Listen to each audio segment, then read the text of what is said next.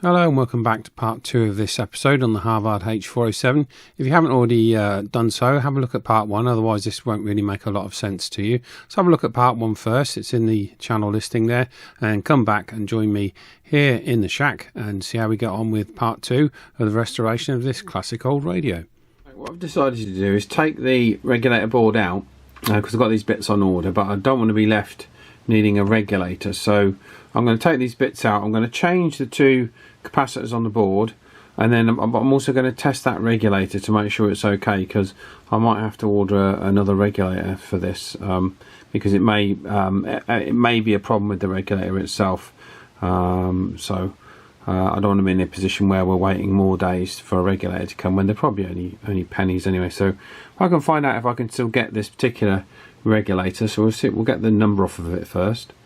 Just taking the screws out of the back of this plate, and then you can see what's holding it tight to the base there is those two capacitors. So we're just going to desolder them off that little tag, and then we should be able to flip this board over and change those two capacitors. We're going to do that first, and then we'll get the probes on that regulator and see if we can check that that's okay. This one nearest the camera is the first capacitor to change. That's a 10 microfarad 16 volt. We're going to put a 10 microfarad 25 volt capacitor in there. It's got the negative band this side facing me. And the next one is that 47 microfarad capacitor there. We'll whip that one out and swap it over. So just swap those capacitors over.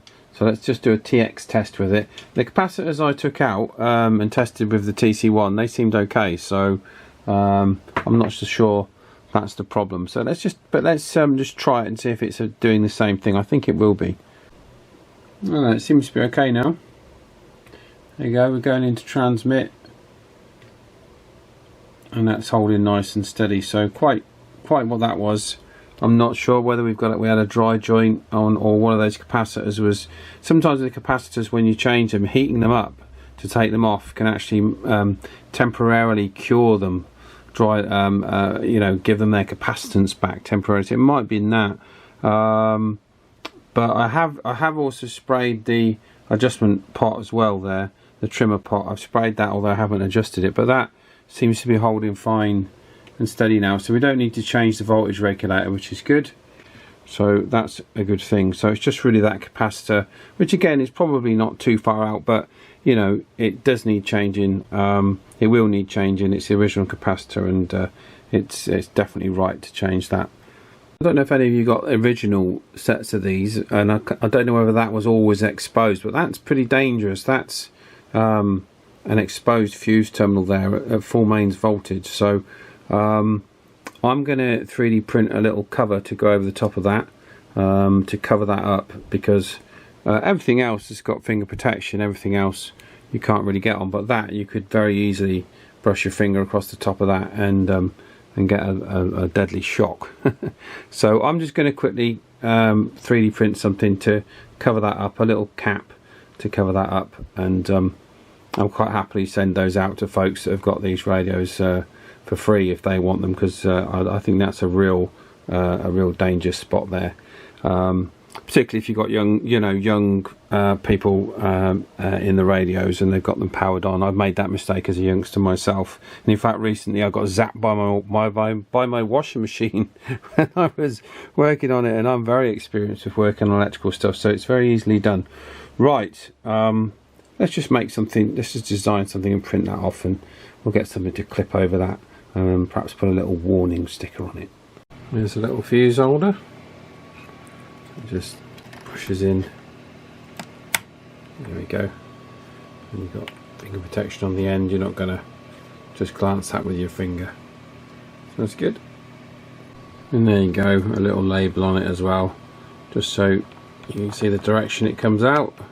It's quite nice and stiff on there actually. I popped a little bit of foam in there just to stop it rattling around, and the fuse slides in from the one end, and you can push it out from the other end if it blows. So yeah, not as easy as you first might think, making something like that. I had a couple of attempts, so if anyone else wants to knock one of those up, like I say, it's nice and secure in there. Have they got one of these sets? I'll leave the STL file in a link to the STL file in the description. You can knock one up yourself, and it's fairly well protected there. You're not going to say glance your finger over it. So alright, just got to wait for the weekend for that capacitor to come up, and then we can finish this off and pop the switch in and do a test. It's a good little radio. Right, my new switch has arrived. Came in a pack of 5 of these, and we've got ratings on this switch now. Now this switch is a center off position switch, which is fine. That's okay actually. If you've got kids that are messing around with your radio, pop it into the center position. So that's okay, that doesn't matter. And we've got the both sets of contacts on the back there. So what we'll do is we'll put a wire link in between each one of these to double up the contacts, to halve the resistance of those contacts. And the holes in here are an M3 hole, so we could have got some brand new screws there. So what I'll just do before I wire it in is just pop it in, just to show you how nicely it fits, and then we'll wire it in tomorrow. It's now Friday evening, so we'll crack on with that tomorrow when the capacitor comes, because we're just waiting. That's the only thing we're waiting for. And there we go. It's an actual perfect fit, as you can see there. Plenty of room to get onto the connectors. I'll probably solder that while it's in place, actually. Be easier, won't it? And there it is from the back. Let's get that to focus. So AC, DC. There we go. Nice and simple, and essentially an off in the middle. Okay, so I think that's a good save if you've got one of these. And like I say, that these switches do go on them. So if you've got one of these, I'll leave a link in the description as to the switches that I got. They came in a pack of 5, and got these from Amazon actually. Fairly reasonable. So hopefully with the poles doubled up, they'll be more than okay for this set, and it brings that nice functionality of using this mains transformer or your external supply. It's now Saturday, and the new capacitors arrived, the 3300 Nikon. And look at the size difference. It's how its capacitor technology has moved on in 40 years. That's quite a size difference there, isn't it? I'm going to have to make a little adapter for that to fit in the clamp. Some people on vintage radios actually take the innards out of the old capacitors and put new capacitors inside them. I've seen that done, but I'm certainly not going to be going to that degree. And there we go, just checking that it's all okay before we drop it in. And there it is out. There's quite a difference, isn't there? Quite a difference in size. So let's make a little shim for that to sit in there, and the lead should be long enough, and we want to use the existing clamp. I mean, this was quite badly worn actually in the end, so it seems. So yep, it dried out. So all we need to do is to take some measurements of the capacitor, measurement of this little clamp allowing for the little spring clip, and then I'll actually go through the process on Design Spark. It's a nice, quick and easy one. You can download Design Spark and have a go yourself. I'll quickly show you how easy this is to do. So over to me on Design Spark. Right, the first thing that we're going to do is just draw our capacitor. So we do that from the top view, and we know from measurement it's 16.3 millimeters outside diameter. And then we know that the ring, our support ring that was going to hold it into the radio, has got an internal diameter of 36 millimeters. Obviously that's adjustable by the clamp, but I've gone with 36, so it should give us enough clamping distance there. So that's our outside clamp, and that's our inside circle, which represents our capacitor. Now we don't need to worry about putting the outside ring on this. You could do if you wanted to do it correctly, but obviously we need to create a clamp that's going to go around this, so we'll do that in 2 halves, but we'll create it as a circle first. So the first thing is the inside of the clamp piece. So obviously we can't make it the exact size of the capacitor. We've got to have a little bit of a gap so we can fit the capacitor in. Now there's slight tolerances on 3D printers, so you have to you might have to, depending on your printer and how it's set up, you might have a couple of attempts at this. But I think something like at that 16.3, 16.9, I reckon that's going to give us about the right amount of clearance. It doesn't really matter because we're going to segment this anyway, but that should be an approximation, should be okay. And then obviously we've got to bring this one in to as near as the ring as we can. So this is our ring, and then we've got a millimeter there of compression either side, which I think should be absolutely fine. we can always take a little bit off the segments as we go. So it's 34, let's call that 34.5, just to give us a little bit more clamping force. So that's our inside, and that's our outside. So we could actually hide these now. They're of no concern. We don't need to worry about the height of the capacitor at the minute, so we can not worry about that. So if we go into this mode, which is our solid mode, if you like, now we just got to think about how thick we want this thing to be.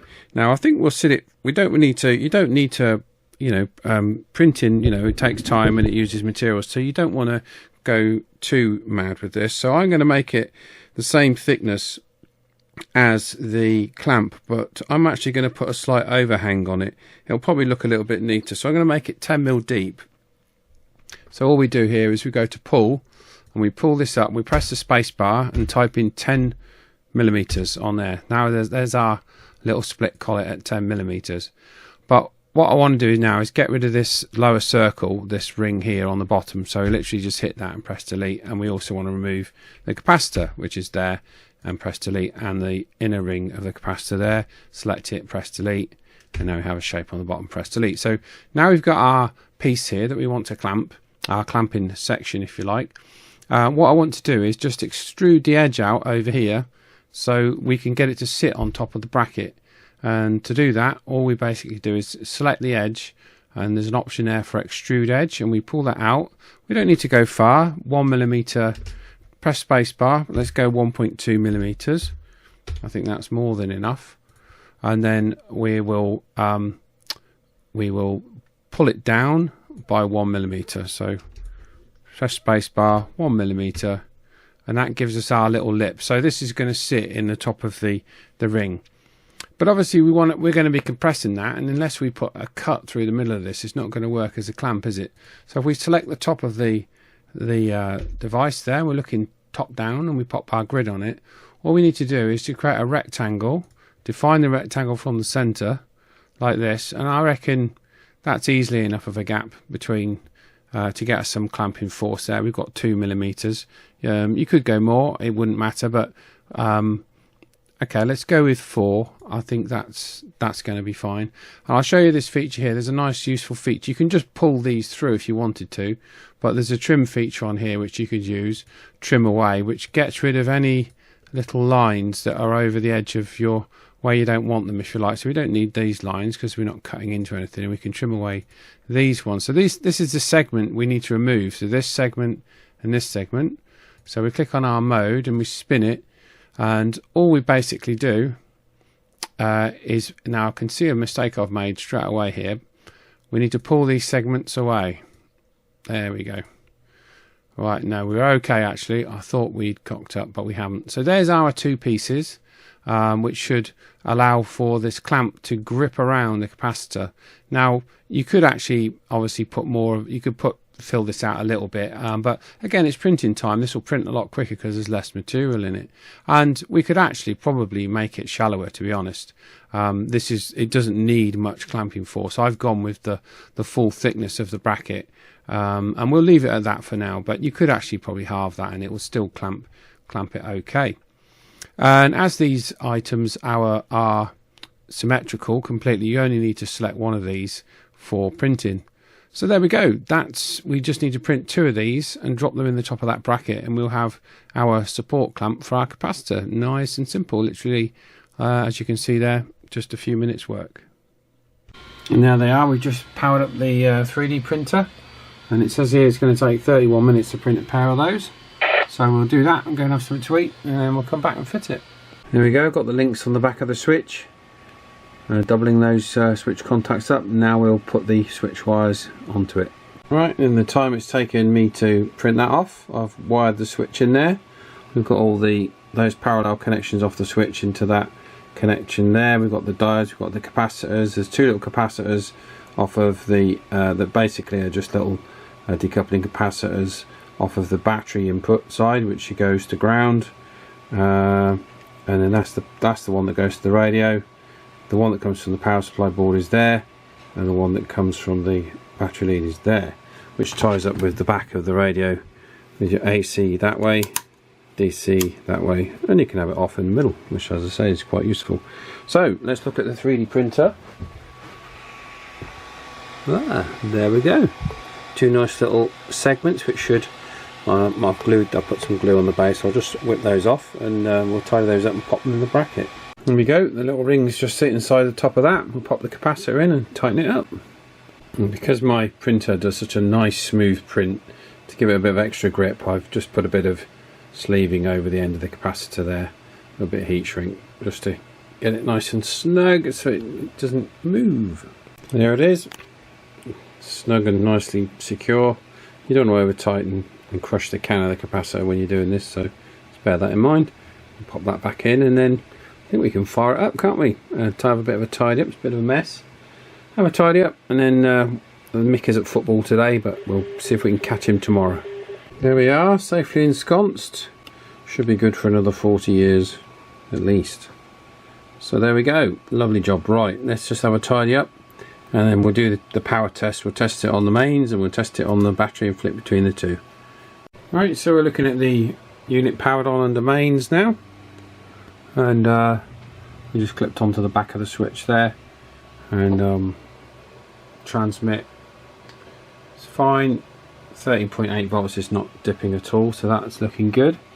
And we'll just flick the switch over to the external supply now.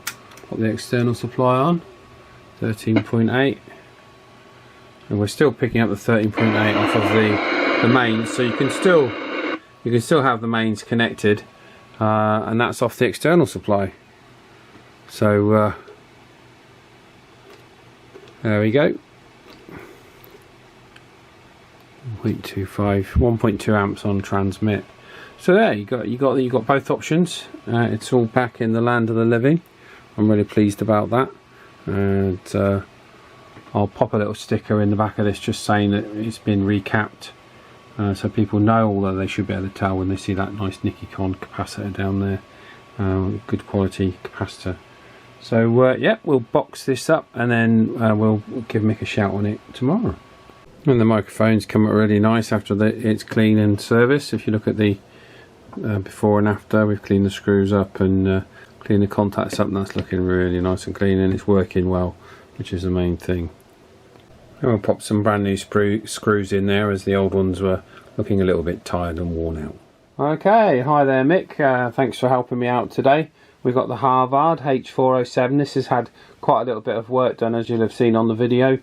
The main switch had gone and the main power supply needed servicing with new capacitors and everything. But now it's working. I'm currently running the radio from the inbuilt power supply. It also has the option of switching to an external supply as well. There is a bit of noise locally around today, a bit of a pulsing sound on the channel. We've had to whiz around to find this empty channel 1 where you can faintly still hear this noise, but there's obviously some local QRM about so which is causing problems. But I wonder how this old radio is sounding. I'm using a Billetone 5-star microphone, which is worth in and of itself probably as much as some of the CBs I've got here. So I'm hoping it's sounding okay today, Rod. Yeah, okay, Paul. This is bus stop returning, and that's a very. Yeah, okay, Paul. This is bus stop returning, and that's another old radio that you're transmitting on today, old Havard, and it's sounding very good actually coming through on the T800 with me. So a little bit of white noise in the background, but perfectly readable, Paul. Perfectly readable. Yeah, Rog, thanks for that, Mick. Yeah, I'm pleased with how it's come out, and they're good little sets. These I've done. This is good little sets. These I've done. This is the second one I've done, and I like them because they're not a full-size base station. You know, they're sort of a bit in between the two, aren't they? So that's why I quite like them. They don't take up massive amount of space, and they certainly look all right. They do this radio under a different brand called the Royce as well, where you basically get the same set, which is slightly different. It's got a silver speaker grill, as I've shown on the video there.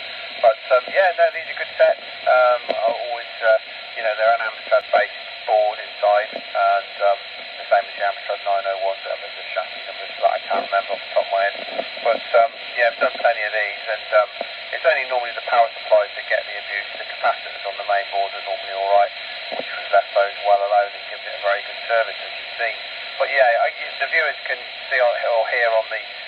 side of this, Mick, there is that faint pulsing sound coming in and out. There's obviously some local interference, which is kind of annoying, but there you go. That's not really going to get better as we get more people around us here. We've got another housing estate that's gone up towards the back of us, and yeah, these cheap, poorly shielded products are going to cause interference for us people down at this end of the band, unfortunately. But there we go. What can we do about that? Not a lot. But yeah, I'm glad it's sounding all right there, Rod. Yeah, okay, Paul, all received, and it sounds lovely. It sounds lovely, actually. So I haven't seen many of those radios about, and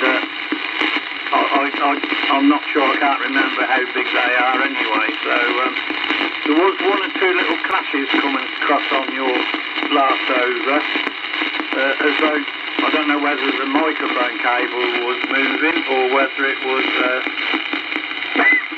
Excuse me, something from interference from other sources, but there was a couple of little clicks, so I don't know where that came from, but yeah, perfectly readable, Paul, no problems at all.